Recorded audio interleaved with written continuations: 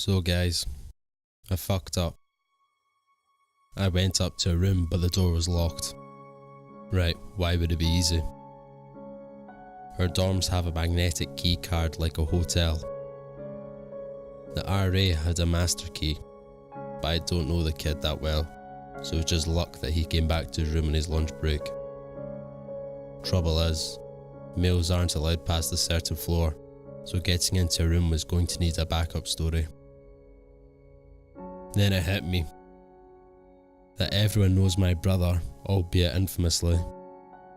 He's still a little skinnier than me from his time avoiding me on the streets to do heroin.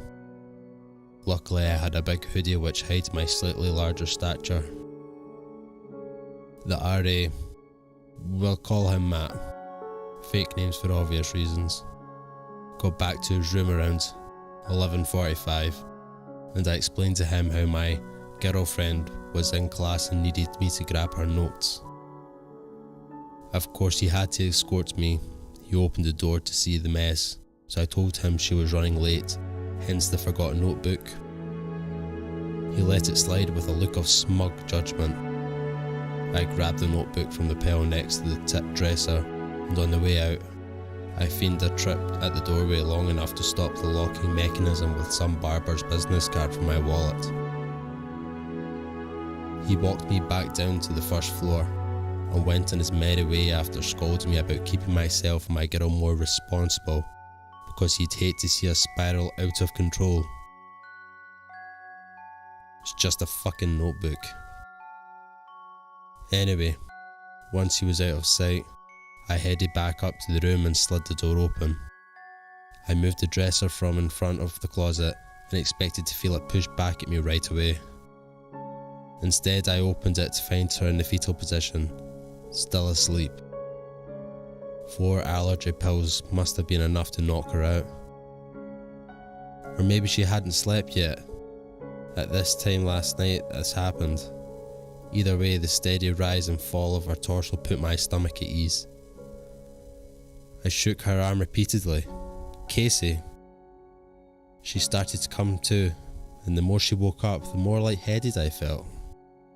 Then, like a switch had flipped and went from staring into her eyes to staring into my own as my body fell clumsily onto all too comfy pile of laundry.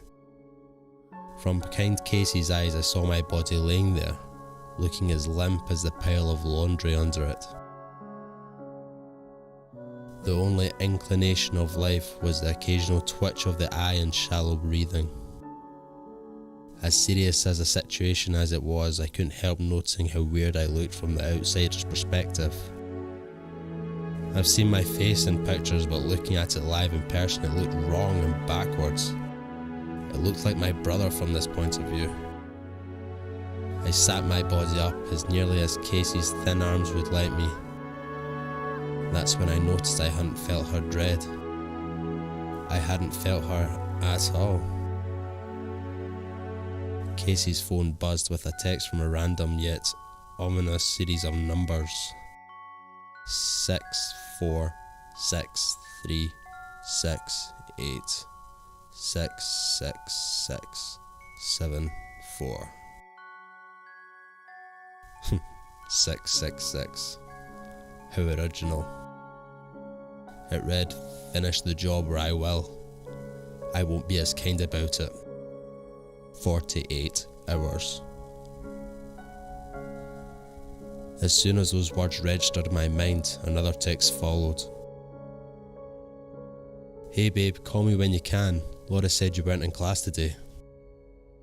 I looked at the time, 12:07 PM. No, this has to be a fluke.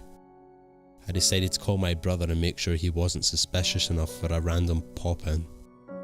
How awkward would it be to face him and his girlfriend? Ugh. I don't even want to think about that. Here's about how the conversation went. "Hey Justin, sorry I didn't call you. I've been asleep." Which wasn't a lie. "I'm not feeling very well." Also true. "I think I'm going to take the rest of the week off and hopefully be good for graduation." His response, "Oh, are you feeling sick?"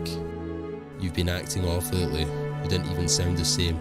No kidding. Do you want me to bring you some soup and cuddles? I politely declined. No, that's okay. I don't want to get you sick. I'm just going to try and rest for the day and wait it out. He replied, alright. Well, if you need anything, I'm here. Anything at all. You sure I can't bring you anything? After that, it was about 5 minutes of reassuring and making sure he didn't feel the need to check in and end up with the awkward exchange of the I love you more fight I've seen them have 1,000 times. With that settled, I started looking through Casey's phone, trying to find clues as to how long she's been struggling. There were no worry signs, no red flags. She was happy and motivated enough to take my piece of shit brother and turn him into a functioning member of society, going to school to be a social worker. Now I'm sitting here at a crossroads writing this on my phone from Casey's hands. I've been doing some research, but the internet isn't being very helpful at this point. Casey has to pee, which is going to be awkward in itself. Your comments from earlier today have both helped and annoyed me. There are so many options, but I can't seem to keep my mind straight to focus on a solution and carry it out. This happens when thinking from not only someone else's perspective, but their physical brain. The wiring is all different and thoughts don't flow with the same ease. I'll keep you updated as things happen. I'm just scared for her life, and who this mystery person is and why it's been chosen for this life. I understand the need for Reapers, to feel the pain so others don't have to. But why would it be someone I know? Why did it have to be someone who is a staple in my brother's sobriety? What am I supposed to do?